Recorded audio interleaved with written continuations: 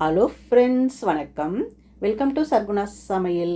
இன்றைக்கி நம்ம சேனலில் பார்க்க போகிற ரெசிபி என்னென்னு பார்த்தீங்கன்னா, திருவாதிரை ஸ்பெஷலாக திருவாதிரை களி தாங்க செய்ய போகிறோம். சரியான அளவில் அரிசி, பருப்பு, வெல்லம் சேர்த்து வர திருவாதிரை அன்னைக்கு இந்த மாதிரி திருவாதிரை களி செய்து பாருங்கள். ரொம்பவே நல்லா வரும். இப்போது திருவாதிரை களி எப்படி செய்யுதுன்னு பார்க்கலாமா? இதை பண்ணுறதுக்கு அடுப்பை பற்ற வச்சுட்டு இந்த மாதிரி ஒரு கடாய் வச்சுக்கோங்க. அதில் ஒரு கப் அளவுக்கு பச்சரிசி நான் எடுத்துருக்கிறேன். நான் ஏற்கனவே அரிசி கழுவி காய வச்சு எடுத்து வச்சுருக்கிறேன். அதுலேருந்து ஒரு கப் அளவுக்கு பச்சரிசி எடுத்து சேர்த்துக்கிறேங்க. இது லைட்டாக வறுபட்டு வர வரையும் நம்ம வறுத்துக்கலாம். ரொம்ப செவக்க வறுக்கக்கூடாது, லைட்டாக வறுபட்டு வந்தால் போதும். அந்த அளவுக்கு அடுப்பை மீடியம் ஃப்ளேமில் வச்சுட்டு இந்த மாதிரி வறுத்து எடுத்துக்கலாம். பாருங்கள், இப்போ நல்லா வறுபட்டு வந்துருச்சு பாருங்கள். இந்த அளவுக்கு அரிசி வறுபட்டு வந்தால் போதும். இப்போது இதை அப்படியே எடுத்து ஒரு தட்டில் கொட்டிக்கலாம். ஒரு தட்டில் கொட்டிட்டு மறுபடியும் அதே வானலை வச்சுக்கோங்க. அதில் 2 டேபிள் ஸ்பூன் பாசி பருப்பு சேர்த்துக்கலாங்க, அதாவது சிறும்பருப்பு சேர்த்துக்கலாம். இதுவும் லைட்டாக செவந்து வர வரையும் இந்த மாதிரி வறுத்து எடுத்துக்கோங்க. இப்போ இதையும் எடுத்து அதே அரிசியில் நம்ம கொட்டிக்கலாங்க. கொட்டிட்டு ஒரு தட்டில் கொட்டிட்டு நல்லா ஆற வச்சிடலாம். ஃபேன் கடியில் வச்சுட்டு நல்லா ஆறட்டும். அதுக்குள்ளே ஒரு பாகு காய்ச்சிட்டு வந்துடலாம். இந்த மாதிரி பாகு காய்ச்சறதுக்கு இந்த மாதிரி ஒரு பாத்திரம் வச்சுக்கோங்க. அதில் எந்த கப்பில் அரிசி எடுத்தோமோ அதே கப்பில் 1.5 கப் அளவுக்கு நான் வெல்லம் சேர்த்துக்கிறேன். கட்டி வெல்லத்தை நுணுக்கிட்டு சேர்த்துருக்கிறேன். நீங்கள் நாட்டு சர்க்கரை இருந்தால் கூட சேர்த்துக்கலாம்.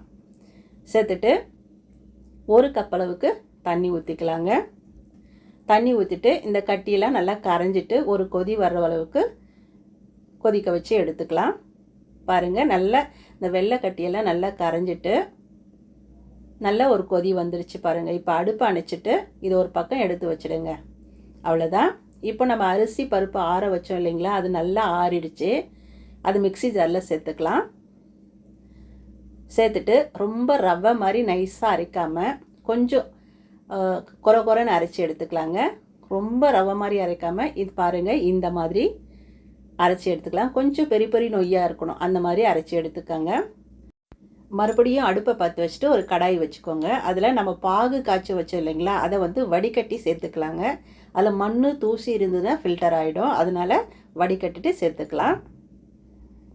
சேர்த்துட்டு இது கூடவே பார்த்திங்கன்னா ஒரு 4 கப் அளவுக்கு தண்ணி ஊற்றிக்கலாம். 1 கப்பு அரிசிக்கு 5 கப் அளவு தண்ணி. 1 கப்பு பாகில் சேர்த்துட்டோம், மீதி 4 கப் அளவுக்கு தண்ணி கலந்துக்கங்க. மொத்தம் 5 கப்பு தண்ணி சேர்த்துருக்குறோம். இப்போ கொஞ்சம் நுரைச்சி வரும்போது 1 கப் அளவுக்கு துருவின தேங்காயை சேர்த்துக்கங்க. சேர்த்துட்டு ஒரு முறை நல்லா கலந்து விட்டுட்டு இது ஒரு கொதி வரட்டும், அது வரையும் வெயிட் பண்ணுவோம். இப்போ கொதிக்க ஆரம்பிச்சிடுச்சு. இந்த டைமில் நம்ம அரைச்சி வச்ச அரிசி பருப்பை கொஞ்சம் கொஞ்சமாக சேர்த்துட்டு கட்டி விழாமல் நல்லா கலந்து விட்டுக்கிட்டே இருக்கலாம். பாருங்கள், எல்லாத்தையும் சேர்த்துட்டு இந்த நல்லா கெட்டிப்பட்டு வர வரையும் இந்த மாதிரி கைவிடாமல் கலந்து விட்டுக்கிட்டே இருங்க. பாருங்கள், ஓரளவுக்கு நல்லா கெட்டிப்பட்டுட்டு வந்துடுச்சு. இப்போ இது இப்படியே வேக வச்சோம்னா மேலெல்லாம் தெரிச்சு விட்டுடும். அதனால அடுப்பை குறைவான தீயில் வச்சுட்டு ஒரு மூடி போட்டுடலாம். மூடி போட்டுட்டு இடையிடையே நல்லா கலந்து விட்டுக்கோங்க. கலந்து விட்ட பிறகு பாருங்கள், இந்த அளவுக்கு நல்லா அந்த நொய்யெல்லாம் நல்லா வெந்து வந்திருக்குது பாருங்கள். அந்த அரிசி பருப்பெல்லாம் நல்லா வெந்து வந்துடுச்சு, நல்லா கெட்டிப்பட்டு வந்துடுச்சு. இந்த டைமில் நான் ஏலக்காய் சர்க்கரையில் போட்டு அரைச்சி வச்சுருக்கிறேன். அதுலேருந்து 1 ஸ்பூன் சேர்த்துக்கிறேன். உங்கள் கிட்ட இந்த மாதிரி ஏலக்காய் பொடி இருந்ததுன்னா ஒரு 1/2 ஸ்பூன் சேர்த்துக்கோங்க. அப்படி இல்லைன்னா அரிசி பருப்பு அரைக்கும் போதே ஒரு 3 ஏலக்காயும் சேர்த்து அரைச்சிக்கோங்க. கூடவே 1 பிஞ்ச் அளவுக்கு உப்பு சேர்த்துக்கோங்க. எந்த ஒரு ஸ்வீட் செய்யும் போதும் கொஞ்சம் உப்பு சேர்த்து செய்தோம்னா அது ஸ்வீட் நல்லா பேலன்ஸ் பண்ணி எடுத்து கொடுக்கும். அதனால் உப்பு சேர்த்து செய்தால் ரொம்ப நல்லாயிருக்கும். ஒரு முறை நல்லா இந்த மாதிரி கலந்து விட்டுருங்க. இதுக்கு ஒரு தாளிப்பு போட்டுடலாம்.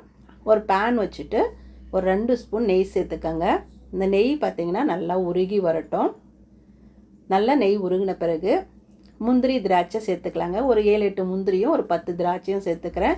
உங்களுக்கு வேணுமெண்டா இன்னும் கூட சேர்த்துக்கலாம். சேர்த்துட்டு இது நல்லா வறுபட்டு செவந்து வர வரையும் வறுத்துட்டு இதை அப்படியே எடுத்து திருவாதிரை களியில் கொட்டிடலாம். அவ்வளோதான்.